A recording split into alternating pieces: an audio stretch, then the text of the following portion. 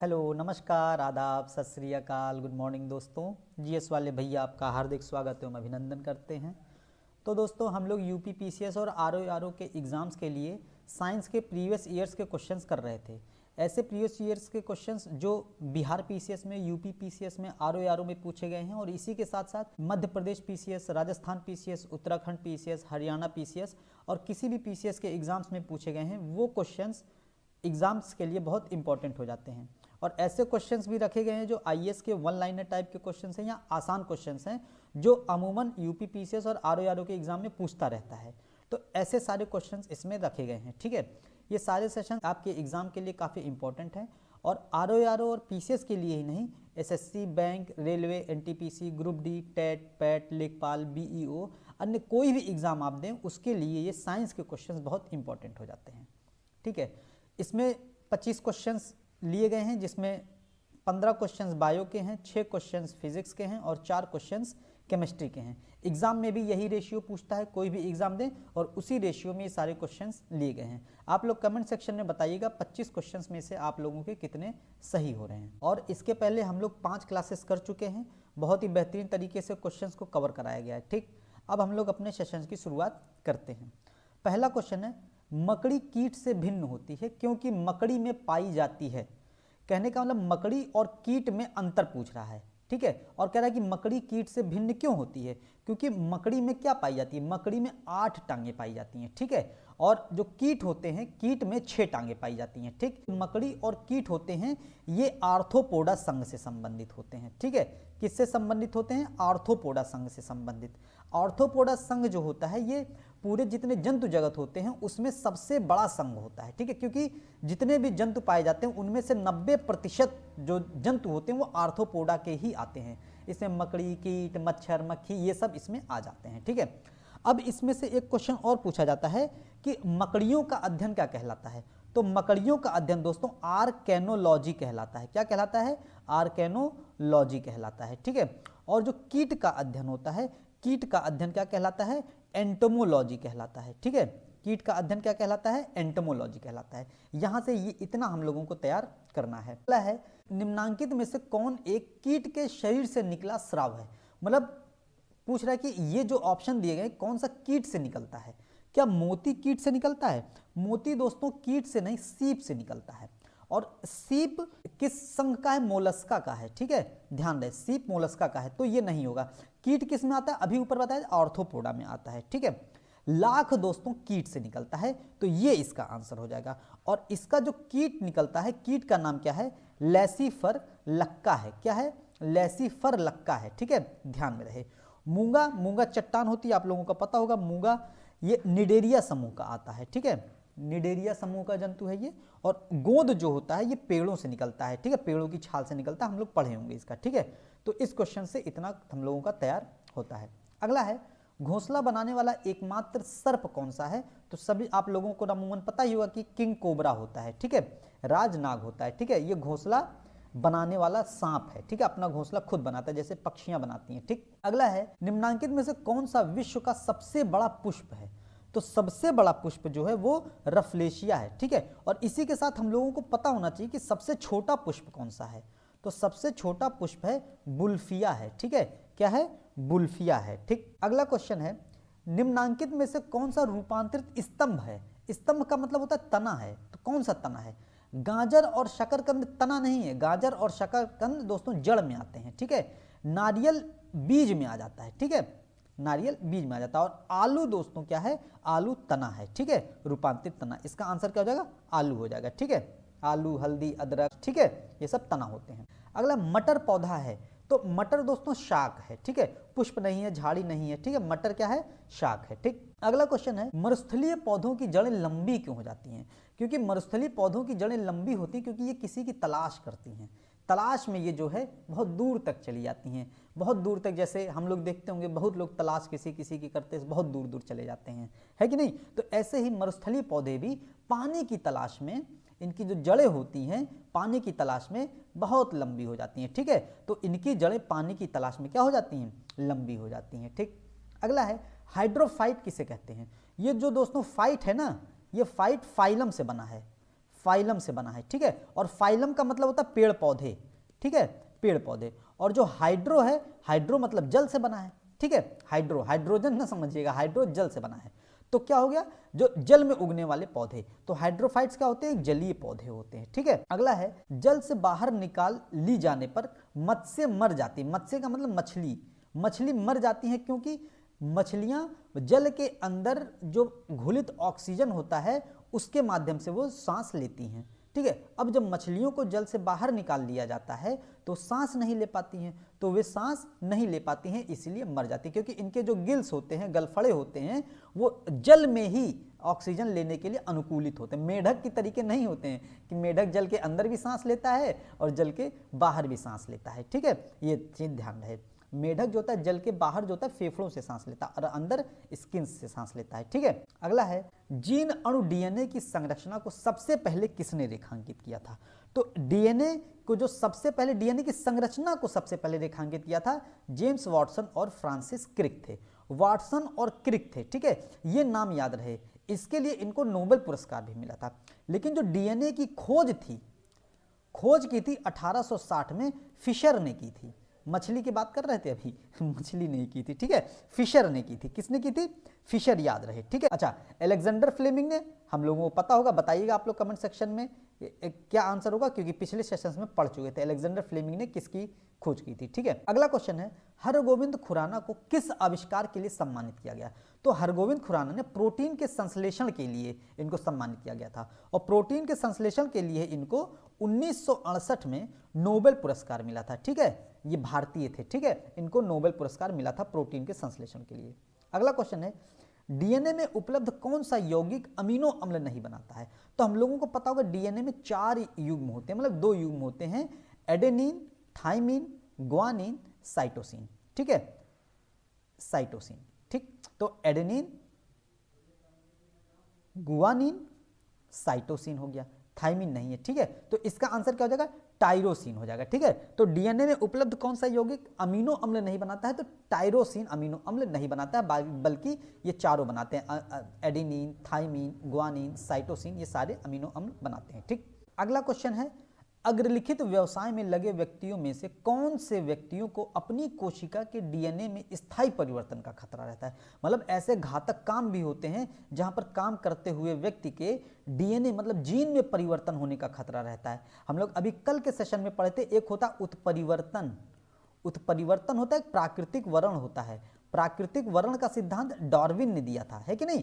उत्परिवर्तन भी होता है, जैव विकास में महत्वपूर्ण भूमिका निभाता है। उत्परिवर्तन क्या होता है, डीएनए में जब परिवर्तन हो जाता है, ठीक है, तो उत्परिवर्तन कहलाता है। तो अब लेकिन कोई ऐसे खतरनाक काम में जिससे व्यक्ति का डीएनए परिवर्तित हो जाता है, तमाम प्रकार के रोग भी हो जाते हैं, ये गलत प्रकार का परिवर्तन हो रहा है, समझ में आई बात। ये इससे मानव जाति को खतरा भी हो सकता है। तो कौन सा काम है, कार्बन 14 समस्थानिक का उपयोग करने वाले, अनुसंधान करने वाले, ये नहीं होगा, ठीक है। कोयला खनक में, कोयला में काम करने वालों का डीएनए नहीं परिवर्तन होता है, ठीक है। रंगरेज और रंगसाज में काम करने वाले का नहीं परिवर्तन होता है। तो एक्सरे तकनीक में जो काम करते हैं उनका डीएनए परिवर्तित होता है। तो इसका आंसर केवल 2 हो जाएगा, ठीक है, ध्यान रहे। अच्छा, एक्सरे किरण जो होती है उसकी जो आवृत्ति होती है बहुत अधिक होती है। आवृत्ति अधिक होने के कारण उसकी ऊर्जा बहुत अधिक होती है, इसीलिए ऊर्जा अधिक होने के कारण ये जो खतरनाक सेल्स होती हैं उनको भी मारने का काम करती है। इसीलिए जो कैंसर के उपचार में भी एक्स किरणों का प्रयोग किया जाता है, ठीक है, और गामा किरणों का भी प्रयोग अनेक उपचारों में किया जाता है क्योंकि इनकी ऊर्जा अधिक होती है, ठीक। अगला क्वेश्चन है, निम्नलिखित में से किन के उपयोग जैव उर्वरक के रूप में किया जाता है। तो जैव उर्वरक के रूप में किया जाता है एजोला का, नील हरित शैवाल का, ठीक है। इन दोनों का जैव उर्वरक के रूप में प्रयोग किया जाता है। अल्फा अल्फा का जैव उर्वरक के रूप में प्रयोग नहीं किया जाता है, क्योंकि अल्फा अल्फा का प्रयोग किया जाता है चिकित्सा के क्षेत्र में किया जाता है। और चिकित्सा के क्षेत्र में कहाँ पर किया जाता है अल्फा अल्फा का प्रयोग, हम लोग देखते हैं अस्थमा की बीमारी में उपचार के लिए किया जाता है, ठीक है। अस्थमा की बीमारी हो गई, ठीक, गठिया रोग हो गया, ठीक है, इन सब के उपचार के लिए किया जाता है। तो इसका आंसर क्या हो जाएगा, इसका आंसर पहला दूसरा हो जाएगा, ठीक है, मतलब बी ऑप्शन इसका सही हो जाएगा, ठीक। अगला क्वेश्चन है, 20 वर्ष की आयु पर मानव शरीर में हड्डियों की संख्या होती है। 20 वर्ष मतलब युवा व्यक्ति हो गया, तो युवा व्यक्ति में हड्डियों की संख्या कितनी होती है ये पूछा है। तो जब मनुष्य पैदा होता है, मतलब बच्चा पैदा होता है, उसके अंदर हड्डियों की संख्या 300 होती है। जैसे जैसे उम्र बढ़ती जाती है हड्डियां आपस में जुड़ती जाती हैं, ठीक है, तो 206 हड्डी हो जाती है। तो इसमें कोई भी नहीं होगा, ठीक है आंसर। ठीक, अगला क्वेश्चन है, मनुष्यों के लिए शोर की सह सीमा करीब करीब कितनी होती है? तो अमूमन 85 डेसिबल इसके शोर की सह सीमा होती है, ठीक है। अगला क्वेश्चन है, डायनमो का क्या कार्य है? तो डायनमो को हम लोग दोस्तों कहते हैं विद्युत जनरेटर भी कहते हैं। क्या कहते हैं? विद्युत जनरेटर। जो शादी ब्याह में, फंक्शन वगैरह में विद्युत जनरेटर लगे होते हैं, वही होता है डायनमो। अब विद्युत जनरेटर क्या करता है, मतलब डायनमो क्या करता है? अब लाइट जलाने का काम करता है, प्रकाश का काम करता है, मतलब क्या करता है? विद्युत ऊर्जा देता है कि नहीं? तो विद्युत जनरेटर क्या करता है? विद्युत ऊर्जा देता है। अब विद्युत ऊर्जा ये कहां से देता है? कहां से देगा? उसके भीतर जो पेट्रोल डीजल भरा होता है, मतलब उसके भीतर जो यांत्रिक, उसके भीतर जो ऊर्जा संचित होती है, ठीक है, जो ऊर्जा संचित होती है उसको कन्वर्ट करता है विद्युत ऊर्जा में, और जो संचित ऊर्जा होती है उसी को कहते हैं यांत्रिक ऊर्जा दोस्तों, ठीक है। तो डायनमो का काम क्या है? यांत्रिक ऊर्जा को विद्युत ऊर्जा में बदलने का काम करता है डायनमो दोस्तों, ठीक है। और देखिए, विद्युत ऊर्जा को यांत्रिक ऊर्जा में बदलने का काम कौन करता है? विद्युत ऊर्जा को यांत्रिक ऊर्जा में विद्युत मोटर करता है, ध्यान रहे, विद्युत मोटर करता है। और रासायनिक ऊर्जा को विद्युत ऊर्जा में कौन बदलता है? बैटरी कोई होती है ना, बैटरी बदल देती है। और विद्युत ऊर्जा को रासायनिक ऊर्जा में बदलने का काम हम लोग सेल देखते हैं, ठीक है, सेल, इलेक्ट्रोलाइटिक सेल वगैरह होते हैं, वो विद्युत ऊर्जा को रासायनिक ऊर्जा में बदल देते हैं, ठीक। अगला क्वेश्चन है, फ्यूज में प्रयुक्त होने वाले तार की विशेषता क्या होती है? तो फ्यूज में प्रयुक्त होने वाले तार की विशेषता, दो ही विशेषताओं में हम लोगों को देखना है, प्रतिरोधकता और गलनांक, ठीक है। तो प्रतिरोधकता उच्च होती है और गलनांक निम्न होता है। गलनांक निम्न का मतलब जैसे ही विद्युत ऊर्जा का मान बढ़ने लगता है ये तुरंत गल जाते हैं तार, और गलते हैं तो लाइट कट हो जाती है। और जब लाइट कट हो जाती है, जो फ्रिज रखा हुआ है, टीवी रखा हुआ है, वॉशिंग मशीन रखा हुआ है, घर के जो अन्य उपकरण रखे हुए हैं, बल्ब वगैरह रखा हुआ है, तो ये उपकरण बच जाते हैं, ठीक है। तो इसीलिए फ्यूज तार का उपयोग किया जाता है ताकि घर के उपकरणों को बचाया जा सके, ठीक है। और इनकी विशेषता क्या होती है? उच्च प्रतिरोधक होते हैं ये, और निम्न गलनांक इनका होता है, ठीक है। अगला क्वेश्चन है, फ्लोरोसेंट ट्यूब या प्रतिदीप्त बल्ब में कौन सी गैस भरी जाती है? जो हम लोग बल्ब वगैरह यूज करते हैं उसमें कौन सी गैस भरी जाती है, ठीक है। तो उसमें कौन सी गैस भरी जाती है ये भी क्वेश्चन हम लोग पहले पढ़ चुके थे। नियान होगा, सोडियम नहीं भरा जाता है। सोडियम जो रोड वगैरह में जो हम लोग देखते हैं ना, जो किनारे किनारे ऐसे लाइट लगी होती है, उसमें जो होता है सोडियम भरा जाता है, ठीक है, ताकि दूर से ही चमके सोडियम, ठीक, ये ध्यान रहे। अगला है, तो मरकरी भी भरी जाती है, तो मतलब मरकरी और नियान दोनों भरा जाता है, ठीक। अगला है, निम्न में से कौन विद्युत खपत के बढ़ते क्रम को प्रदर्शित कर रहा है? तो विद्युत खपत को बढ़ते क्रम में मतलब सबसे कम विद्युत खपत किसका हो रहा है, ठीक है, फिर उससे बड़ा, फिर उससे बड़ा, ऐसे बताना है, ठीक है। तो सबसे टेलीविजन पंखा, मतलब पंखे का कम होता है, टेलीविजन का ज्यादा होता है, तो ये नहीं होगा। टेलीविजन पंखा, ये भी नहीं होगा। विद्युत प्रेस पंखे से तो ज्यादा करता है, तो ये भी नहीं होगा। तो सबसे कम पंखा करता है, जो हम लोगों के ऊपर लगा होता है पंखा, फिर टेलीविजन विद्युत खींचता है, उससे ज्यादा विद्युत प्रेस बिजली खींचता है, सबसे ज्यादा इलेक्ट्रिक केटली विद्युत खींचती है इसमें, ठीक है। तो इसका सी आंसर सही हो जाएगा। अगला क्वेश्चन है, सर्वाधिक चालकता वाला तत्व कौन सा, मतलब विद्युत चालकता वाला तत्व कौन सा है? तो हम लोग पढ़े होंगे, चांदी सर्वाधिक विद्युत चालक तत्व होता है। कॉपर भी होता है, इसीलिए कॉपर का प्रयोग हम लोग तारों में करते हैं, ठीक है, तार वगैरह कॉपर के ही बनाए जाते हैं, लेकिन चांदी सबसे ज्यादा होता है। तो कॉपर का प्रयोग क्यों करते हैं फिर तारों में, चांदी का क्यों नहीं करते? क्योंकि चांदी बहुत ही बहुमूल्य धातु है, महंगी धातु है कॉपर की अपेक्षा, ठीक है। और कॉपर भी विद्युत का सुचालक होने के कारण और सस्ता कम होने के कारण विद्युत तारों में इसका प्रयोग किया जाता है, ठीक।